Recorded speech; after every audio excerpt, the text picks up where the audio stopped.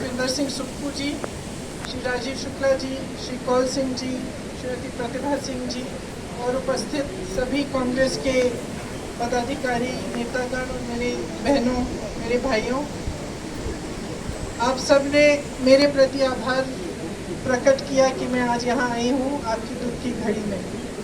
लेकिन मैं कहना चाहती हूँ कि जो परिवार का सदस्य है उसे हम धन्यवाद नहीं देते कि दुख की घड़ी में हमारे पास आया।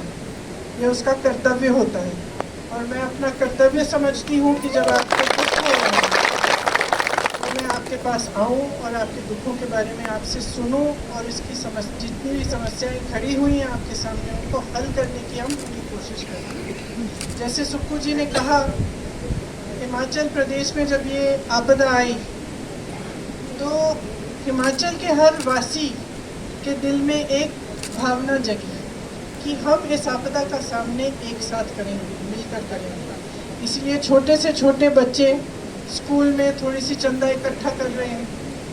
आपने कहा कि सरकारी जो अधिकारी हैं उन्होंने भी अपनी तरफ से कुछ दिया। अभी हम आ रहे थे कि तो ये सेब के बागान जो मालिक हैं वो उन्होंने भी एक चेक दिया 5 लाख का, किसी और ने 1 लाख का दिया। फिर रास्ते से हम गुजर रहे थे, हमने देखा कि कुछ महिलाएं सड़क पे काम कर रही हैं।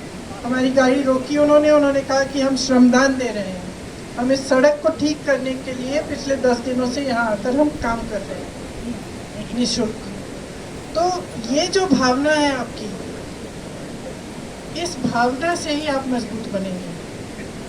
और जो भी आपदा आए, अगर हम सब एकजुट होकर एक परिवार के समान एक दूसरे की मदद करें, एक दूसरे के हाथ पकड़ के आगे बढ़ें, तभी हम ऐसी आपदाओं का सामना कर सकते हैं। जैसे यहाँ पे हुआ है, अभी मैं मनाली से आई हूँ तो रास्ते में बहुत देखा कि कितना नुकसान हुआ।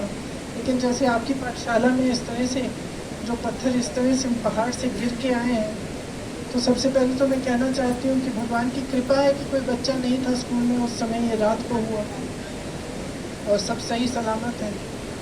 लेकिन इतना नुकसान झेलना बहुत मुश्किल होता है। इसीलिए हमारी सरकार, हमारे मुख्यमंत्री जी, हमारे सारे मंत्री, जितने भी विधायक हैं, दिन रात काम कर रहे थे, आपदा के समय भी और आज भी 24 घंटे काम इसलिए कर रहे हैं ताकि आपके हाथ मजबूत हों और फिर से अपने पैरों पे खड़े हो पाएँ।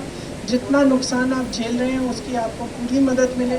जैसे आपने कहा, आप कह रही थी कि आपके घर में दरार आया है तो उसके लिए भी कुछ सरकार पैसे देगी। जिसका घर टूट गया है, जिसके यहाँ मृत्यु हो गई है, और सबसे बड़ी चीज़ की ये जो भावना आपने दिखाई है एकजुट होकर आपदा से लड़ने की, इसे पूरा देश देख रहा है। इसलिए मैं नहीं समझती कि इस समय यहाँ आकर हमें राजनीतिक बात करनी चाहिए। ये पूरा देश आपके साथ खड़ा है और मैं खास तौर से जो भाजपा के मंत्री हैं, प्रधानमंत्री जी हैं, उनसे कहना चाहती हूँ कि इस आपदा के साथ, आपके प्रदेश के साथ राजनीति ना करें। चाहे हमारी प्रदेश की सरकार कांग्रेस की ना हो, लेकिन ये देखें कि आपके प्रदेश में कितना नुकसान हुआ है, आपको कितना नुकसान हुआ है, आप किस तरह से एकजुट होकर उसका सामना कर रहे हैं और इसी भावना से वह भी जुड़ जाएं। और अगर यहाँ पे जो हुआ उसे वो एक राष्ट्रीय आपदा घोषित कर दें तो उससे केंद्र की तरफ से भी बहुत राहत मिल सकती है। तो जो हमारी प्रदेश सरकार करने की कोशिश कर रही है वो तो पूरी है। और जैसे कहा सुक्खू जी ने, कुछ भी हो गया हो, घर टूटा हो, दरार आई हो, जानवर मर गया है या कोई परिवार का सदस्य गुजर गया हो, उसकी मदद आपको मिलेगी। लेकिन कई ऐसे खर्चे हैं, जैसे इतनी बड़ी जो नेशनल हाईवे है, इसको बनाने का काम ये तो केंद्र सरकार ही कर सकती है।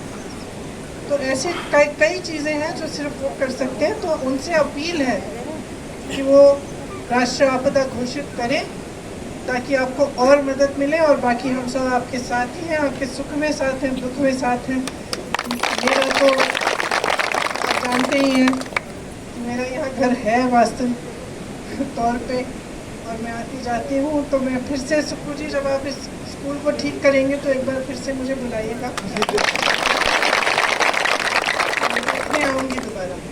बताना चाहता हूँ कि मैडम प्रियंका गांधी जी ने हमें दिशा निर्देश दिए हैं।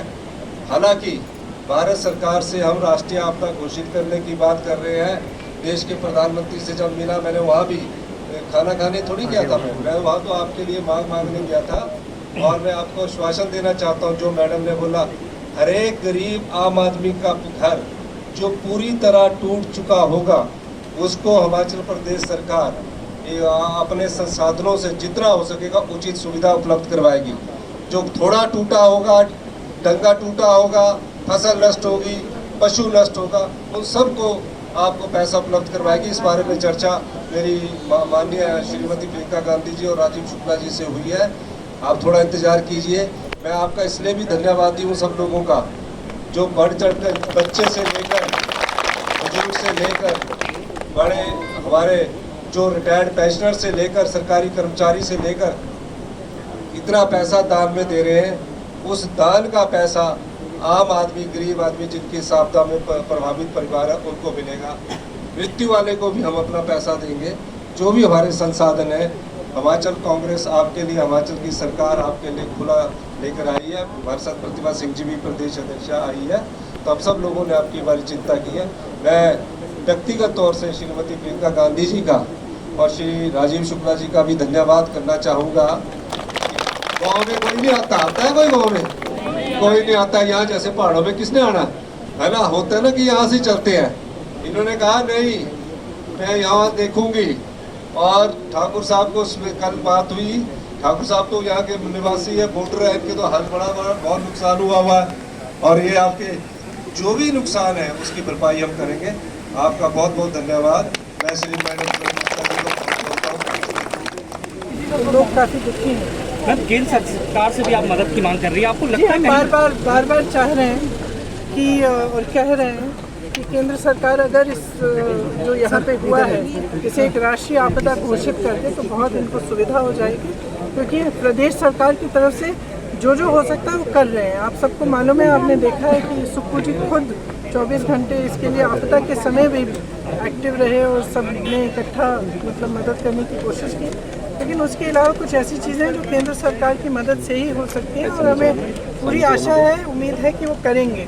क्योंकि मुझे नहीं लगता कि कोई इस तरह की आपदा का कोई राजनीतिक मुद्दा बनाना चाहता है या कुछ ऐसा है। मुझे लगता है कि जब देश में, एक प्रदेश में इतना बड़ा संकट आया है तो पूरे देश को एकजुट होकर मदद करनी चाहिए, और उम्मीद है कि केंद्र सरकार करेगी। मैम, ये सेब 35% से शायद 15% घटा दिए, तो इसका मतलब है कि उनका जो आयात है वो आसान हो जाएगा और वो आसानी से बिकेंगे। और दूसरा उल्टा इस तरफ शिमला में जो सेब की पेटियां हैं उनको खरीदने का दाम जो कुछ बड़े बड़े उद्योगपति हैं उन्होंने कम कर दिया है। तो यहाँ जब नुकसान है और यहाँ के जो सेब के किसान हैं वो जब पीड़ित है तो उनकी मदद करनी चाहिए या अमेरिका के किसानों की? तो सीधी सी बात है, उनको यहाँ पे मदद करनी चाहिए। और इस समय ऐसा नहीं करना चाहिए। इस समय जो सही दाम है वह मिलना चाहिए सबको।